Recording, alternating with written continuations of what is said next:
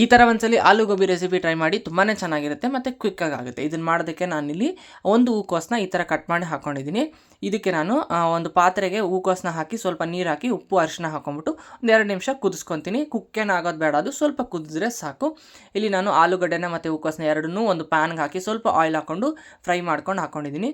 ಇಲ್ಲಿ ನಾನು ರುಚಿಗೆ ತಕ್ಕಷ್ಟು ಉಪ್ಪು, ಖಾರ ಪುಡಿ, ಧನಿಯಾ ಪುಡಿ, ಅರಿಶಿನ, ಪೆಪ್ಪರ್ ಪೌಡರ್ ಮತ್ತು ಗರಂ ಮಸಾಲ ಹಾಕ್ಕೊಂಡಿದ್ದೀನಿ. ಇದರಲ್ಲಿ ಯಾವುದಾದ್ರೂ ಮಸಾಲೆ ಇಲ್ಲ ಅಂದರೆ ಸ್ಕಿಪ್ ಮಾಡ್ಬೋದು. ಸೊ ಇವಾಗ ಇದಕ್ಕೆ ನಾನಿಲ್ಲಿ 1 ಕಪ್ಪಷ್ಟು ಅಂದರೆ ಒಂದು ಚಿಕ್ಕ ಕಪ್ಪಷ್ಟು ಮೊಸರು ಹಾಕ್ಕೊಂಡಿದ್ದೀನಿ. ಮೊಸರು ಬೇಡ ಅಂದರೆ ಸ್ಕಿಪ್ ಮಾಡ್ಬೋದು. ಸೊ ಇವಾಗ ಇದನ್ನು ನಾನಿಲ್ಲಿ ಮಿಕ್ಸ್ ಮಾಡಿಕೊಂಡು ಒಂದು 10 ರಿಂದ 15 ನಿಮಿಷ ಮ್ಯಾರಿನೇಷನ್ ಆಗೋಕ್ಕೆ ಬಿಡಬೇಕು.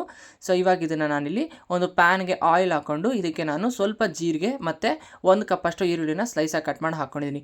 ಈರುಳ್ಳಿ ಸ್ವಲ್ಪ ಫ್ರೈ ಆದಮೇಲೆ ಮ್ಯಾರಿನೇಟ್ ಆಗಿದ್ವಲ್ಲ ಅದನ್ನು ಹಾಕಿಬಿಟ್ಟು ಸ್ವಲ್ಪ ಫ್ರೈ ಮಾಡಿಕೊಂಡು ಇದನ್ನು ನಾವು ಒಂದು 5 ರಿಂದ 10 ನಿಮಿಷ ಚೆನ್ನಾಗಿ ಕುಕ್ ಆಗೋದಕ್ಕೆ ಬಿಡಬೇಕು. ಲಿಡ್ ಕ್ಲೋಸ್ ಮಾಡಿ ಚೆನ್ನಾಗಿ ಕುಕ್ ಮಾಡಿಕೊಂಡ್ರೆ ಸಖತ್ ಸಿಂಪಲ್ ಆ್ಯಂಡ್ ಕ್ವಿಕ್ಕಾಗಿ ಈ ಒಂದು ಆಲೂ ಗೋಬಿ ರೆಸಿಪಿ ರೆಡಿ ಆಗುತ್ತೆ.